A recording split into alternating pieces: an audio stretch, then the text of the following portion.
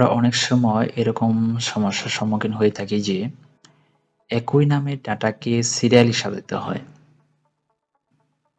যেমন এখানে ফলো করুন, স্ক্রিনে আপনারা দেখতে পাচ্ছেন যে এখানে একটি টেবিলে ক্লাস কলামের আন্ডারে একই নামের অনেকগুলো ডাটা রয়েছে। যেমন 6 এখানে রয়েছে কয়বার? একবার, দুবার, তিনবার, চারবার। একইভাবে আছে 7 1 2 3 4 5 বার।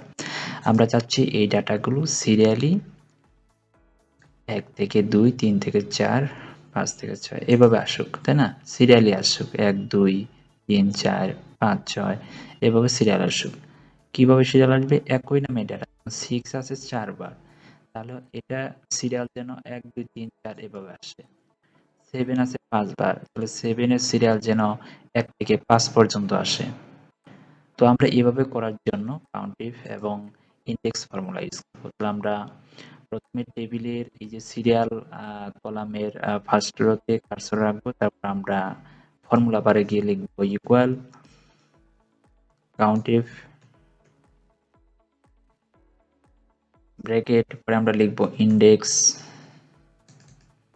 তারপর আমরা এই টেবিলের যে হেডার সেকশন আছে সেখান থেকে আমরা কোন কলামে ডাটা নিতে চাচ্ছি, আমরা যাচ্ছি ক্লাস কলামে। তাহলে আমরা এই ক্লাস কলামে ডাটা নিয়ে কাজ করবো, সেহেতু আমরা এই ক্লাস হেডারকে, তারপর আমরা দেব কমা। এখন আমাদের শুরুর পয়েন্টটা হবে এই টেবিলের ফার্স্ট রো, তারপর হবে ব্র্যাকেট। এখন আমাদের ক্রাইটেরিয়া দিতে হবে ক্লোন।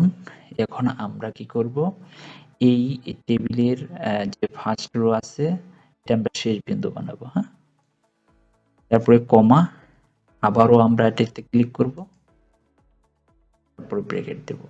ব্যাস, এখন আমরা এন্টার প্রেস করি কিবোর্ড থেকে, আমাদের কিন্তু সিরিয়াল অটোমেটিক চলে আসছে। এখানে কিন্তু সিরিয়ালটা এভাবে, মানে আমরা নর্মালি যেটা করতাম সিরিয়াল, যেভাবে আমরা এক দেওয়ার পরে এটাকে আমরা রেঞ্জ করতাম, ফিল সিরিজ করতাম। তো এখানে ফিল সিরিজ করলে কি হতো, এক থেকে দেখেন সর্বশেষ 9 সিরিয়াল আসছে, আর এখানে সর্বশেষ কিভাবে আসছে, যে একই নামে ডাটা যেগুলো আছে সেগুলোকে সিরিয়ালি সাজাইছে। হ্যাঁ, আমরা এটা সহজে বুঝতে পারবো, আমরা যে স্লাইসার ফিল্টারটা ইউজ করতে পারি, তাহলে আমরা সহজে দেখতে পারবো যে এটা কিভাবে হলো, আসলে অ্যাকুরেট হচ্ছে কিনা। প্রথমে আমরা এই টেবিলটার যে কোনো এরিয়াতে ক্লিক করি, তারপর আমরা ইনসার্ট অপশনে যাই এবং এখান থেকে স্লাইসার এই অপশনটা ইউজ করি। এখান থেকে আমরা ক্লাস নামক যে কলামটি নিয়ে কাজ করি সেটা সিলেক্ট করি। ওকে, তারপর ওকে দিই। এখন যদি আমরা এই ক্লাস থেকে ফিল্টার করি, যেমন এখানে যে আমরা 6 এ ক্লিক করি, তাহলে এখানে 6 এর ডাটাগুলো যে সিরিয়াল দেখাচ্ছে 1 2 3 4।